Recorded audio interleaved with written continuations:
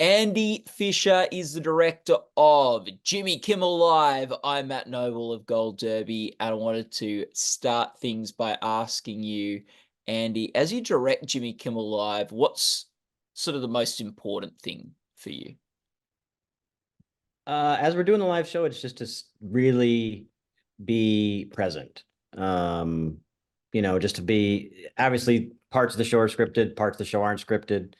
But really just to be even in the scripted parts, anything could kind of happen. Jimmy May the other night he pulled a woman out of the audience, and it's just like you got to be ready for, kind of whatever happens.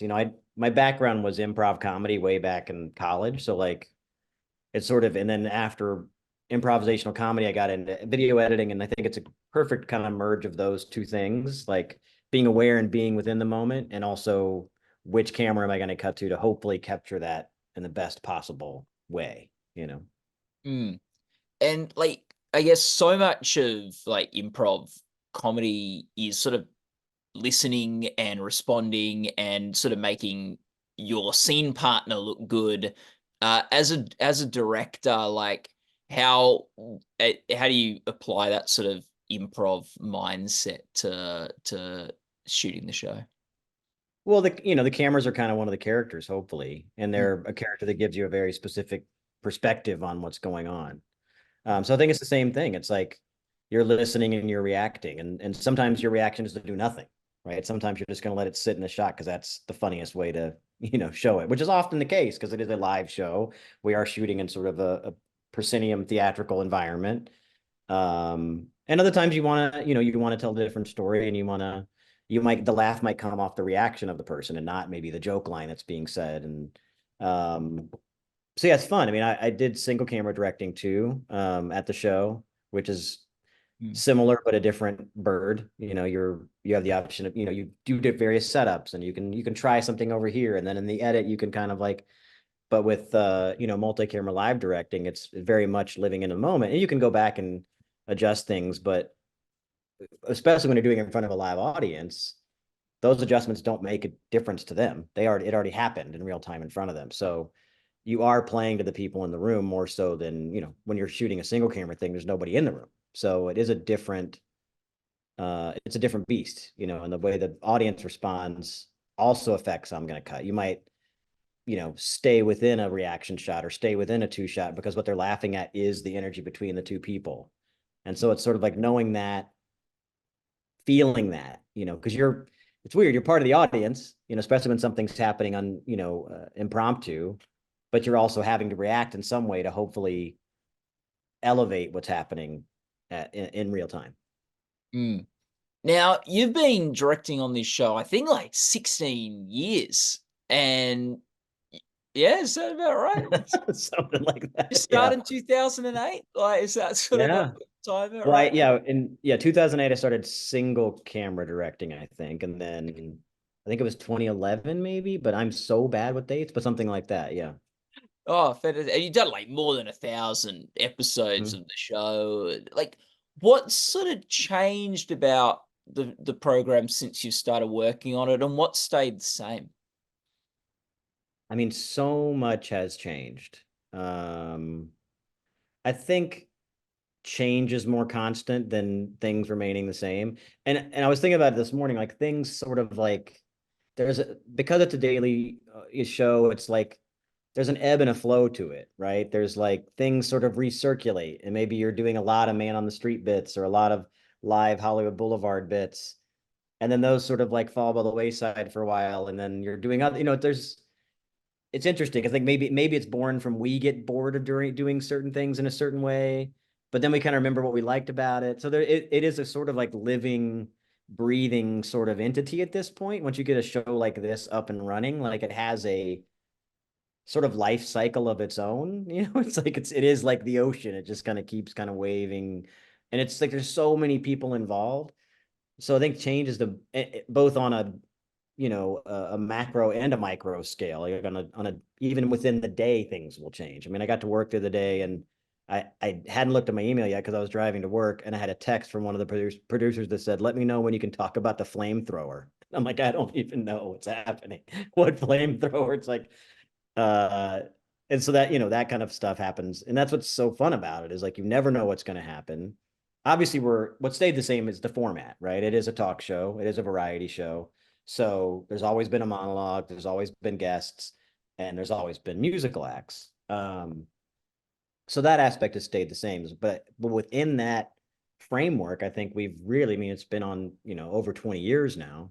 Mm. I think Jimmy's point of view has changed. I think Jimmy's political activism has changed. And that's just been, I think, part and parcel of our reaction to what's happened in the world, you know, and things that have happened in his personal life. And obviously that has steered the show in a different direction. And the political climate, obviously, I feel like I still have a lot of fun at work, but now I feel like, without getting too, high on myself, I think we are an important voice as well within the current, climate of the country. Mm. And, like, more than 20 years on, like, on the air. Like, Jimmy is now the sort of veteran of late night Mm-hmm. TV, Yeah. and, like, it's got such a important history, for television late night, and it's also, there's a lot of voices in late night, currently, but also over the years. Mm-hmm. Where do you think how do you think, what is Jimmy's voice in that late night landscape? What does he offer that's sort of distinct and different from other shows, over history? I think it's his ability to change with the time. I don't think he's ever gotten sort of, he's ever rested on his laurels.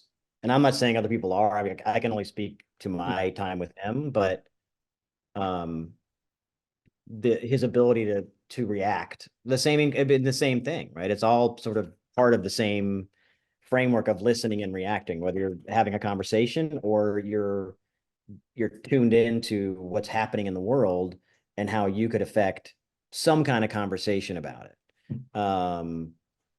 But it has been interesting to see us go from, like, you know, kind of, I mean, when the show started, there wasn't even, we were the later program after Nightline on ABC. There wasn't, so we were competing with the later shows at that time, and we were the young kids on the block, and we were kind of like, experimenting with format. We're experimenting. I mean, Jimmy didn't wear a tie. We didn't have a monologue really. He sat at the desk. We did. So, um, it's interesting that now there is, we are the sort of the classic, the sort of the show to be looked at as, this is what late night is, which at a time there used to be Letterman, there used to be Carson, and it's interesting. And I think, right now, especially the change of the last, 5, 6 years, to see, Colbert come onto the platform, and Gordon come and go, and it's interesting to see how it has changed and what late night has become, with streaming, with people watching it the next day, with people just primarily watching it for the monologue, whereas, back in the day it was all about who's on, who's the guest, and that driving viewership, which I think obviously still plays a part of it. But um and yeah, and the fact that Jimmy has changed through 20 years of doing this show, um and really found, I think, a very distinctive and powerful voice, um that's evolved with the time. I mean, that's what you have to do, I think, to maintain that type of longevity. I grew up watching pretty much Letterman exclusively, and a little bit of Carson,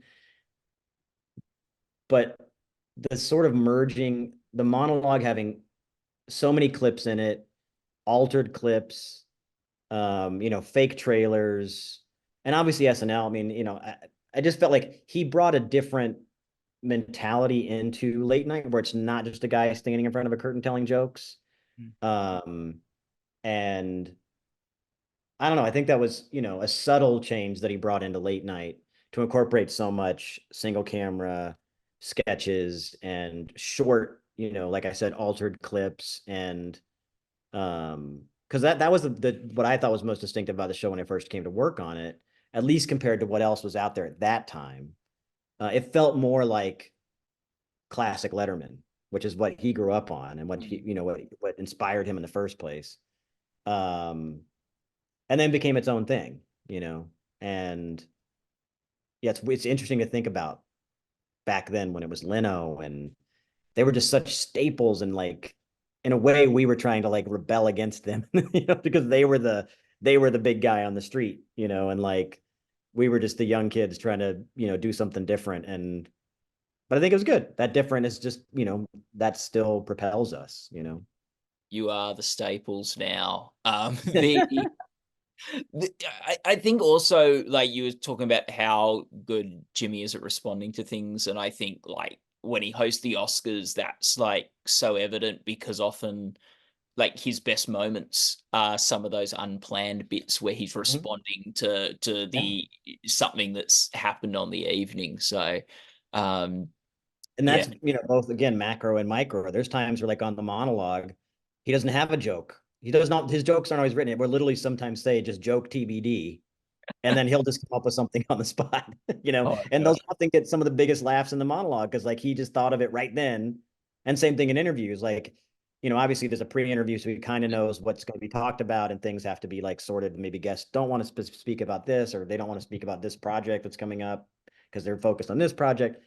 But some of his best stuff is just the way he reacts in the moment to the guests and kind of says, what everyone else is kind of thinking, or maybe kind of calls them on their nonsense sometimes, especially if it's someone he has a more of a friendly relationship with. And that stuff, like him with like Jason Bateman or those guests that he has a friendship with, the fact that he can kind of put them on the spot a little bit is something I think he has a lot of fun with and is a little bit different than, what other hosts are doing, I guess.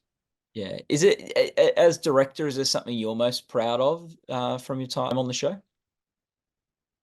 Yeah, I mean, I started the show as an editor and then I became single camera field guy, and now I've been doing no, it's, as far as my career, it is my legacy, I guess. I remember listening to a book about late night, about Letterman, and listening to the book is like, wow, this is so crazy, and Hal Gurney, uh and just like his history of directing Letterman, and like Hero of Mine, and it was just interesting to like it's hard for me to say I'm like in that conversation because it doesn't feel like that's even like fair to mention. Mm. Um, but like it's more like, but when I meet the other late night guys, either at the Emmys or at other events, DJ events or whatever, it's like, and a lot of them are in New York now, so I don't get to see them very often. But like, I feel I still feel like I'm just this kid, Mm. and like who just wanted to make movies and shoot things and be a part of being creative, and that's what I'm most grateful for, is just to have the opportunity to do that every day. Yeah. Now, I believe last year when you were nominated at the Emmys for Jimmy Kimmel Live, you submitted the 20-year anniversary special. Um, Mhm. is there an episode in mind for this year that you might submit? We submitted, sorry, Oh, great. we just brought back our outdoor stage. Yeah. So now we have 3 different spaces in which to shoot music. It's been gone since, I won't get the date right, but I want to say since COVID for sure. It may have even predated COVID somewhat. So we just brought it back a week and a half ago. Um, and so we put forth that show just because it shows the full breadth of what we're capable of doing as far as a multi-camera variety show with this big outdoor stage that is like a music festival out there. Mm. And Chris Stapleton was our guest. And then he did a bit in the monologue as well, where he had we've done it once before, but it's a bit where we come up with song lyrics. We don't give it to the artist at all. They're not, we give them the opportunity to see it, but we say we'd rather you not. And both time we've done it was Pink did it the first time and Chris did it this time. And they're both like, yeah, I don't want to see it. So on the spot, he has to play a song and sing whatever lyrics we put in front of him. And then the song was all about his love for John Stamos and Yeah, House, that was which apparently, the Full House one, right? yeah, Yeah. and Yeah. apparently that's legitimate. He really is like a fan. Oh, And then really? and then John came out and joined him and surprised him at the end with this Chris Stapleton concert T-shirt on. And it was just like, because that's the most fun, with just like ridiculous, absurdist sort of moments. And then getting a real reaction for Chris, who was genuinely excited that John Stamos was standing there all of a sudden. So that's the episode that I put in, at least for directing. Yeah. Oh, that's so cool. That's a great one. Is there any what's the biggest challenge for you directing? It's like trying to stay fresh, trying to sort of continue that flow of like, how can we update things? How can we keep things interesting? How can we, well, without doing it just for the sake of change, right? Is this actually something that's going to improve the show in a meaningful way and not just myself putting some kind of new spin on it? Mm. Because I think there is something to be said for familiarity with the show. You don't want to change it intrinsically, but also, a certain degree of freshness and like, okay, we can improve this. This can be changed. This can be made better. Um, but not for just my ego. But so the challenge of like, how can I improve this without undermining it in some way, I guess. Yeah. Is there, from like your years on the show, a moment that you're just particularly fond of? I don't know why this is the first one that comes to Yeah. mind. Oh, great. We did a bit with Gary Oldman years ago, and I wish it was the setup was like some kind of new holiday, I believe, and the bit was him dressed as uh a porpoise, and the bit was supposed to be that chocolate shot out of the blowhole of the porpoise onto these kids who are gathered around dancing in the spray of chocolate coming down from Gary Oldman's head. But right before, it was a live bit, right before the curtain opened for the bit, wardrobe ran in because the costume was a little off. And the way they adjusted it, the chocolate came out a little bit, but most of the chocolate went into the outfit. So we have this like Oscar winning actor, and his underpants are full of chocolate syrup because all the chocolate that was meant to spray out of the dolphin costume just went into his pants and drenched Gary Oldman. I love it. Um, yeah, just because it's just like, again, the bit played fine to an audience, but then afterwards we have to clean up this person who's agreed to do this thing. And luckily he found it hysterical too. And then that became a talking point on the show when he came out, and Jimmy said, well, how would, that was funny. Thanks for doing that. He's like, oh yeah, I was just been backstage cleaning out my underpants from all the chocolate syrup. Just like, that's, just the absurdity of like, and there's a million of those types of moments that just like, just how did this even come to pass? Yeah. And I guess just to finish off with Jimmy, the person you've worked for him on Jimmy Kimmel Live for a while. I think you won a DGA award for going to live in front of a studio audience. You've also done a bit of work on Oscar segment directing for him and things. Like, what one word would you use to describe the Jimmy and work for? Oh, that's tough. I was gonna say generous, which is a good one, but I would say loyal, um, and dedicated. It's just like incredibly, incredibly dedicated to the craft, to his show, to his staff, um, and incredibly generous. Yeah. I mean, and that sounds like I'm pandering, but it's absolutely 100% true. No, it's good. Andy, I've been to Jimmy Kimmel Live twice, years ago. It's a lot of fun being in the audience of the show. And one episode I was there with one of my colleagues from Gold Derby, Charlie, and um, you guys cut to us in the audience, so that was fun. No. Yeah, you directed me and Charlie. Oh, Uh, good. it was it was, I think, the day after the Emmys. Okay. And there was a Melania Trump had given some awkward handshake to Donald Trump Okay. on stage, and it was a handshake cam. So you're going to people in the audience Oh, doing wow. handshakes. That And was a while ago, right? yeah, yeah, Yeah, yeah, yeah. yeah.